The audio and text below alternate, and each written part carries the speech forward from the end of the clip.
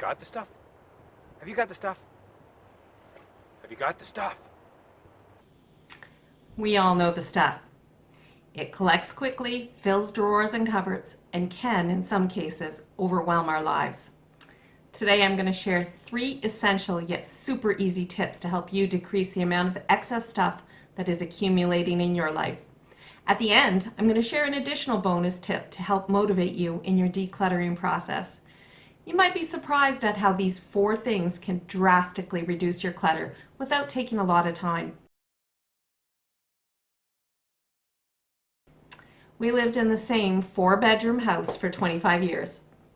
We had a 2.5-car garage and a shed, but over time we added 2 more sheds and 2 garden boxes for all the kids' toys and outdoor stuff.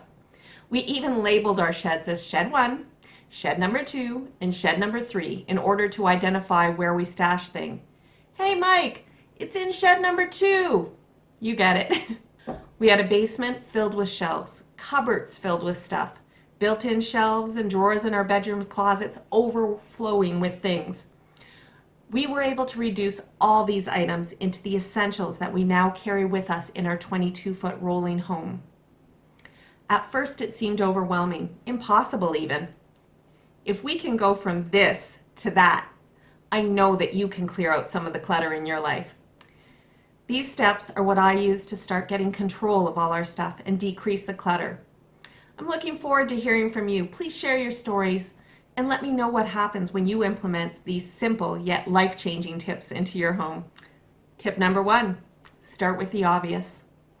I know that this tip seems a bit, obvious, but it is the easiest way to begin a purge. What is the obvious? Garbage, broken items, things you don't even recognize, items you just know you don't want anymore, clothes that don't fit or filled with holes. You get it. Obvious. Tip number 2, the donation box. For the last 20 years, I always had a box for donation items. I tried to keep it in an obvious area so we would find it both convenient to use and a constant reminder to put things we no longer needed directly into the box.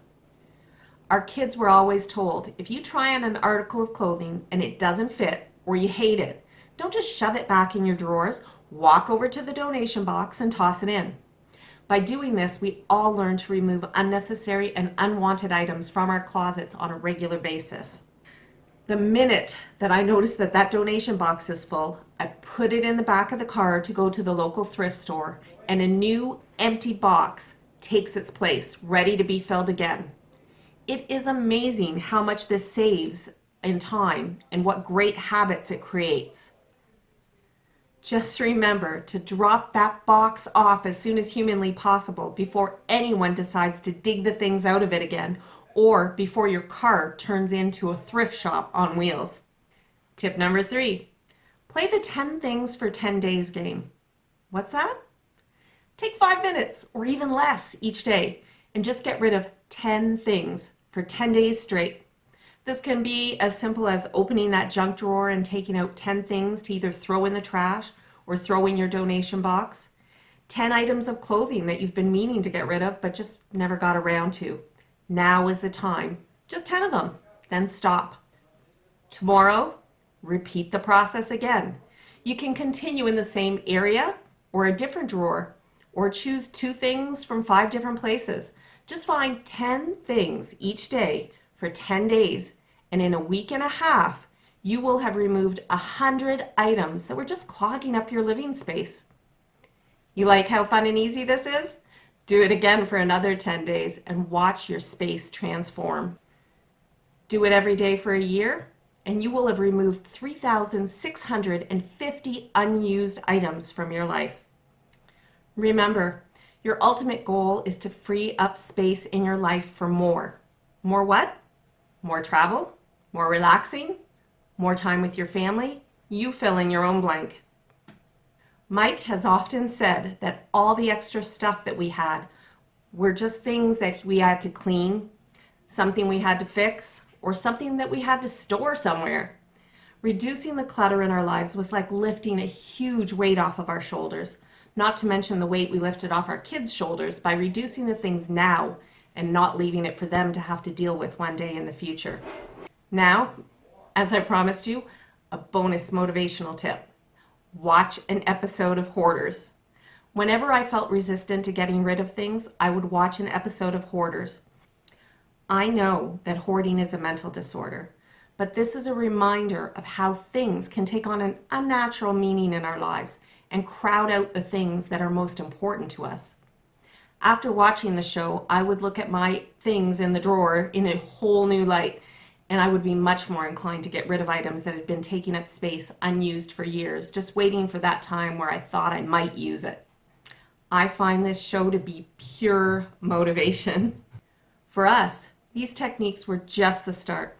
When it came time to get rid of almost everything, it was at times really difficult. But I do have some awesome tips to share with you on how to make that process even easier as well. I'll share those with you in a future video. For now, if you begin with these 3 simple steps. Number 1, start with the obvious. Number 2, always have a donation box on the go and be utilizing it on a regular basis. And number 3, play the 10 things for 10 days game. With number 4 thrown in for the occasional motivation, you will begin to see how you can free up your space, your mind, and your time. Please leave me a comment below and share your decluttering tips. Looking forward to seeing you on the road. Check out some of our other videos and subscribe to our channel. New content will be posted weekly.